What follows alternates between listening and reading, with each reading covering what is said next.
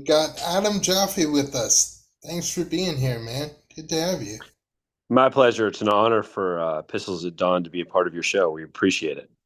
It's it's funny because I was looking at one of your previous tours that you did or previous shows on your website, and you actually toured with Ugly Kid Joe, and I was like just thinking about him, like what? They're still at it. They're still touring. Like haven't They heard. tour nonstop in Europe. They hadn't toured in the United States for 27 years, Whoa, and that's when probably they decided, why.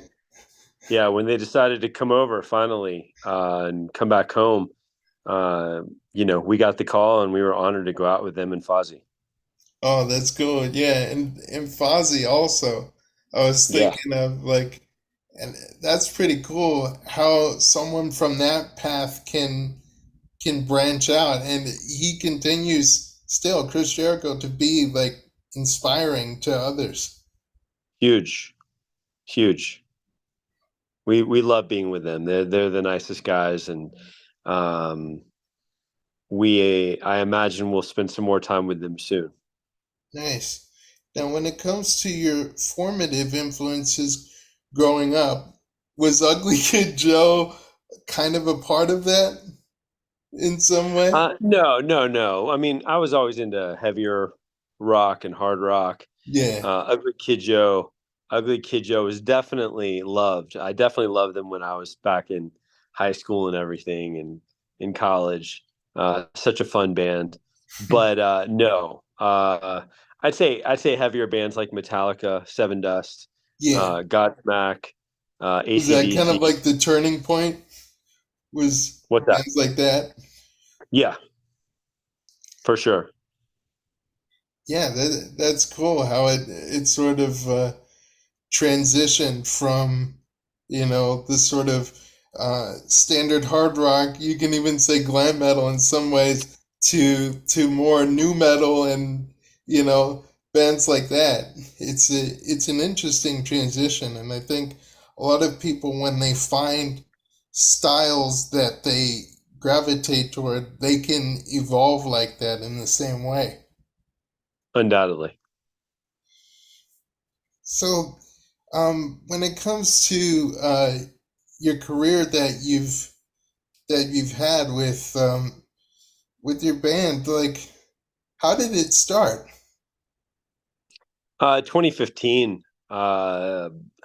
Myself and the original founders of Pistols at Dawn, Devin White, Billy Sullivan, and Mike Buffa. We just got together and started playing and realized we had something special. I got us into a studio with a top producer here in Atlanta. We laid down Cold and Gauntlet, our first two tracks, and it just kind of went from there. Um, we had some differences after that. After we went into the studio, we took a long break. After which, I had heard that Mike Buffa had gotten cancer, and about a few years later, he passed away from cancer. I think it was the day of his funeral. He was our first shredder guitarist, and he was a great guy and an amazing guitarist. Um, on the day of his funeral, I got a call from my old buddy and guitarist Devin, who said basically that we got to play, in Mike's honor and just play. And so we started playing again, me, him, and Billy. And that was in the summer of 19. And then by the January of 2020, we knew we had something special. And I brought it up to them to go pro and really go all the way and see just how far we can take this. And we made that decision at that time. And about 3 months later, the big worldwide pandemic hit. And the rest is history. Yeah, that's kind of like where you pick things up. Were you just like itching to create at that point once COVID hit? Yeah, I mean, we had just made the decision to go pro and really do this at an elite level. And so I wasn't going to let, some nasty worldwide horrible pandemic stop me. And so I just put my head down through the pandemic, and I personally just got on social media and responded and commented and advertised and just pushed the band as much as possible. My guys and I, we met up periodically. We kind of socially distanced in my basement where we rehearsed, and it kept us sane playing. regularly. And then we got into a studio, did our Nocturnal Youth EP, which came out pretty friggin' good. Hmm. And then we put out 8 videos during the pandemic to really keep people entertained. And we had this it was horrible, but we had this captive audience. And, it meant a lot, I think, to the people that we were connecting with, that we were going out of our way to provide them with entertainment during the pandemic. And so when we got out of the pandemic, the major part of the pandemic, we were on a rocket to the moon. That's really cool. And that ambition, like you said, carried into the Nocturnal Youth EP. Now, when you compare the stuff on Nocturnal Youth to the stuff that you did in 2015, was that like um, kind of like uh, proving ground, like a stepping stone, like as far as like the evolution of your sound? Yeah, I would definitely say that our sound has evolved from day one. When you look at Cold and Gauntlet and our early music, it definitely kind of had its feel and its sound. And then when you get to Nocturnal Youth, we took it up a big notch, and we had songs like Voices, which were pretty epic, um, and Gone Black, which was pretty epic, and Crown, and Now Is the Time. It was just it had its own sound and its own moment, and then we clearly evolved from there when we went into the studio with Sylvia Massey. Chris Pearson did the production on it prior to her, and the Ascension album is completely different than the others, I mean, and yeah, we working, definitely evolved. yeah, I bet, man. Yeah, Working and with so someone, working with someone like Sylvia Massey, as legendary as she is, I mean, how did that feel? It's probably one of the most validating experiences we've ever had as musicians, because we had to send our material to her in a demoed fashion, programmed before she would work with us. And when she got back to us that it was a resounding yes, we knew we had something special. And if she was willing to work with us, then we knew that she was willing to put her name on it behind us. We're working with one of the best producers in history. Um, it was an honor. She was cool as you could ever ask for. Not pretentious in any way, shape, or form. She definitely put her stamp on it. She gave it that shimmer that we were looking for. And the Ascension album, has gone back. Songs from the Ascension album has already gone back to back. Billboard, media based top 40, Hmm. uh, top 6, top 12 secondary. And it looks like next week we'll hit top 40 again on media base and Billboard, hopefully, for Fly Radio Edit. You mentioned the charts, and that's a really interesting aspect because, like, once I started interviewing more, modern rock oriented bands, then I was aware of like kind of the mainstream or the active rock charts, and it's busy as hell still. Uh, Totally busy. It's very competitive. And if you're not at the top of your game, putting out great music regularly and having a strong radio team, whether you're with or without a major label, you can't play in the sandbox. Right. There are very few non-legacy acts, non-major label acts, non, I'm mid-label sure. acts. There's very few on the charts. We happen to be one of them, and we keep doing it consistently, and we don't intend to go anywhere. And hopefully, you know, um, as things evolve, we'll make the moves that we need to get even bigger. But it's a war of attrition, and basically, you have to put your head down and you can't stop, Hmm. or else other bands will just eat you up. Yeah.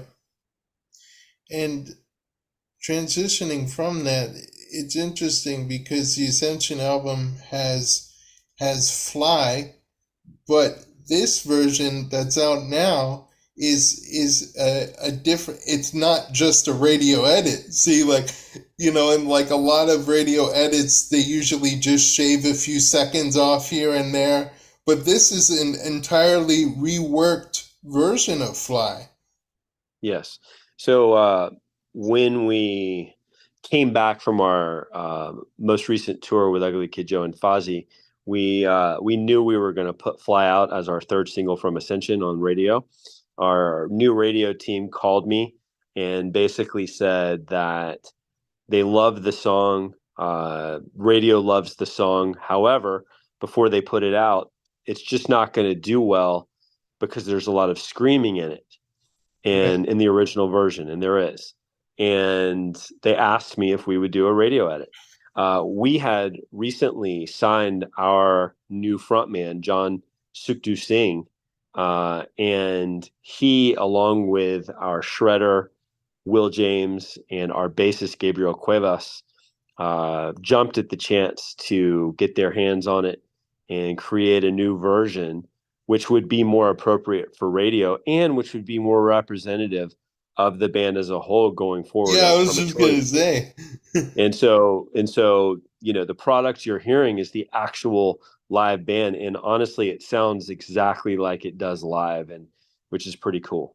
Yeah, and like you'd think by doing a radio edit, it's like, nah, it's like a hell of a compromise. But I think you actually transform the song. You give it like equal, possibly more merit in in it being softer because you're able to focus on so much more going on in the track. Yes, and you really can hear John singing, and which was really important. And you can hear the harmonies, and it changed it. It changed it completely. It went from a really strong, heavy love song to a really strong universal rock love song. And the feedback we've gotten so far has been amazing. Charts has been amazing. Playing it live, we finish our shows with it now because it's the single that's out, and we're blessed right now. And so we're going to go to Vegas at the end of the month. We're going to play a big radio conference called G2. We're going to feature the song, and then we're going to do our own headlining tour sometime in October. They're planning it now with a couple great bands, and really take Fly as far as we can. Yeah, it's really cool. And I guess like when you see the success of your songs, for example, you mentioned Cold. That was like the first one to hit 1 million streams. And then when you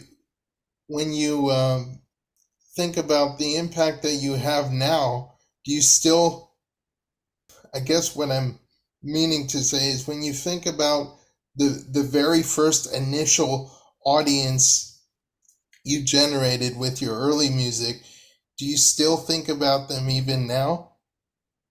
Oh, 1,000,000%. I would say that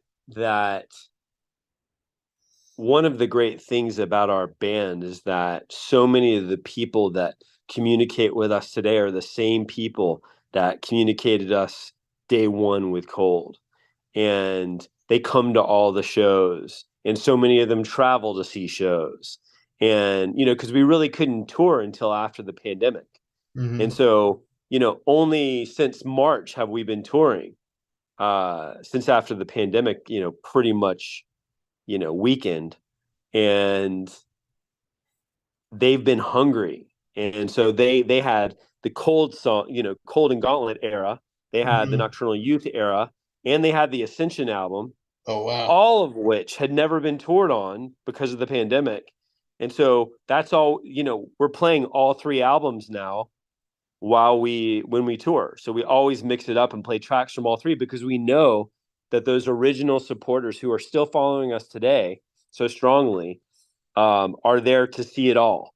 And Yeah, and it's we not want, just the singles, right? It's the deep no, cuts too. no, 100%. And honestly, we've played Gauntlet in Cold pretty much every single show that we've had. That's awesome, man. And we've always played Voices. And then, of course, we always play songs from Ascension. So by this point, you've never gotten tired of the same material because it still resonates with you all the same. No, I mean, we played, going back to when we wrote Cold in 2015, I probably played it a billion times. Yeah. But, So you were but, sick of it to some degree, maybe. well, here's the thing. I never got sick of it because our lineups changed. Okay. it was always unique with each. And more importantly, getting to play it live for people who've never heard it live, who love it, Yeah. that reinvigorated me to truly love that Yeah. song. Like, it can it get boring to play it over and over in a rehearsal space? Yes, I've done it a million times. But does it feel good every single time that we play it out now? And the answer is 100% yes. I Yeah. mean, on the last two tours and the last couple shows we played, we started the shows with Gauntlet because it's Wow. such a good, just punch you in the face kind of song. And I loved it. I mean, those were all, that was awesome. You know, Hmm. so That's really cool, man. And when it I I comes, I ain't gonna get bored with any of the songs as long as people love them and come to see us play. yeah, man. And like, it makes me think, do you have like a new batch of songs in the works to follow up Ascension? Yes, we're we have a 10 song new album coming out in 24, and we are halfway through all of the principal writing, and it's the best. I think it's clearly an evolution forward. So You know, it's kind of like the new version of Fly, like 100%. spread around like those 10 songs. 100%, but Right. even more so. If you like Fly, the new version, you're gonna love all the new stuff because it's even more universal now with the singer that we're playing with. His voice just fits all of our music perfectly, and his just his passion and the harmonies. It's all very very much of evolution forward, and I think it's going to be the best album we've ever done because we're going to make it very diverse. You're going to have your heavy songs, you're going to have your love songs, you're going to have your ballads, you're going to have your cover songs. There's nothing that is not going to be touched on in this new album, and we're going to put out 10 tracks that are just going to blow people out of their fucking minds. That's awesome, man. And Yeah, we're confident. This it, unit this unit's so tight. I don't even know how to explain it. We're just yeah, so I was gonna close. ask Like that. Do you feel like your lineups. bond is a lot stronger now? Yeah, well, I mean, it's a million percent stronger. I value all of the lineups this band has had since day one. Although they may think differently, I have great respect for all of the guys that have ever been a member of Pistols at Dawn, um, and they each contributed in their own unique ways, which made Pistols at Dawn special at the time that they were in the bands. I have no ill will towards any of the previous members. Uh, However, I would 100 billion% say that this is the tightest unit ever. We love each other. We get along. We have the best time together. We look forward to being together, and that makes it special. That's Because we can also kick some ass playing. yeah, You know? yeah, yeah. Big time, man. Yeah. And I it's mean, cool. yeah. I mean, I'm not going to air any dirty laundry. I would just say that, Yeah. if you're going to be in an elite pro band, there's going to be multiple lineups. That's just, Yeah. it's like marriage. You're with someone for years, you're going to have breakups until you get the right one. Yeah. And, you know, we've had that like every We other. can't be U2 or ZZ Top all the time, but sometimes it I, I, requires changes.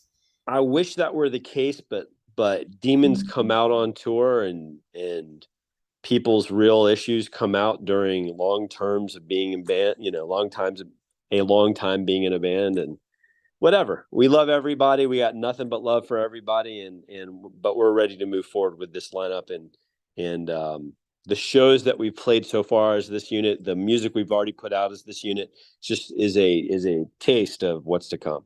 And it's really interesting music. Like you mentioned the angle of love songs, and like obviously we don't we don't hear much of that just because of a difference in decades, especially nowadays. But I think it's clever the way you integrate like just like these small twists on these songs, and like it's a very subtle kind of thing that grips you. And I think like from that, in addition to your currently evolved song structures, like I mean that really is a unique stamp on whatever you're trying to do. Thank you. I appreciate that. And yeah, I mean, you know, there are so many bands that they have their formula and they do what they do. We just want we're an old school rockers and a very modern rock band.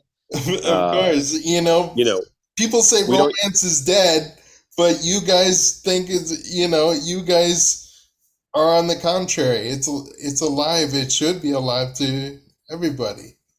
Well, it should, and we really want to provide a diverse.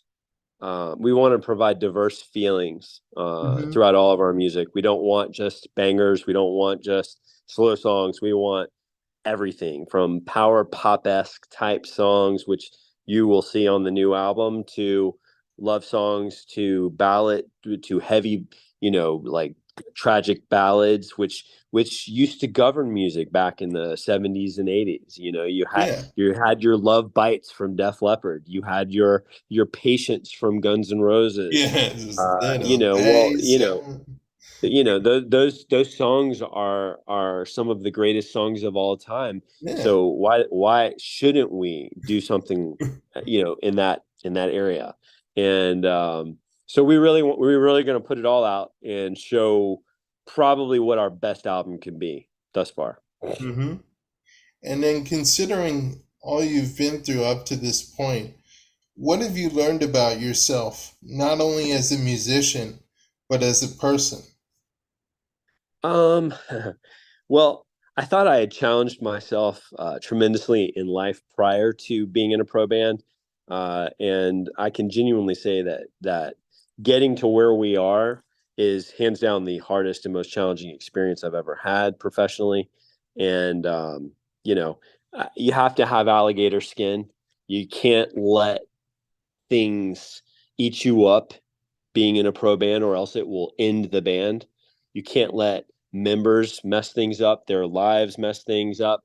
You can't let differences of opinion mess things up. You can't let no's from record labels or from publicists or from early, people you want to work with or tour with. They may say no, or they may not choose you. You can't let it deter you from going. You have to put your head down. And I think what I've learned about myself is that if I set my mind to it, we're going, and it may be a real friggin' grind. It may be a real friggin' grind to get where you're going, but but um, if you really set your mind to it and you've got the product and you've got talent, I've found that we can get where we need to go. It's really awesome, man. And lastly, anything you'd like to say to your fans? Uh, well, we're just blessed and grateful for our supporters. They have been there since day one. They followed us through the pandemic. They grew with us through the worst times of the pandemic. They've seen the evolution of our music. They're coming to our shows. They're buying tickets. They're traveling. They're buying airline tickets. They're buying our merch. We did $10,000 worth of merch on our last tour. That paid for our tour. That paid for our travel and everything. And I'm just saying, like, we're grateful. And so, what I would say to our supporters and our fans is very simple. You know, grab your britches, because pull them up, because it's going to be a wild friggin' ride with this band. We aren't going anywhere except to. We're going to tour the whole world. We're going to tour as much as humanly possible, as long as we can stand and play. We're going to go everywhere in the goddamn world. We're going to do it 100 times. We're going to put out as much music as possible. We've only scratched the goddamn surface. And we're just grateful to everybody, and, get ready. Awesome, man. Thank you so much. My pleasure. And obviously, they can follow us on Pistols at Dawn Band on Facebook. They can follow us at Pistols at Dawn Official on Instagram. Pistolsatdawnband.com has all of our links. And, we love to engage. We're real people, and we're grateful that you had us today. It was an honor, and we'll come back anytime. Just let us know. Awesome, man.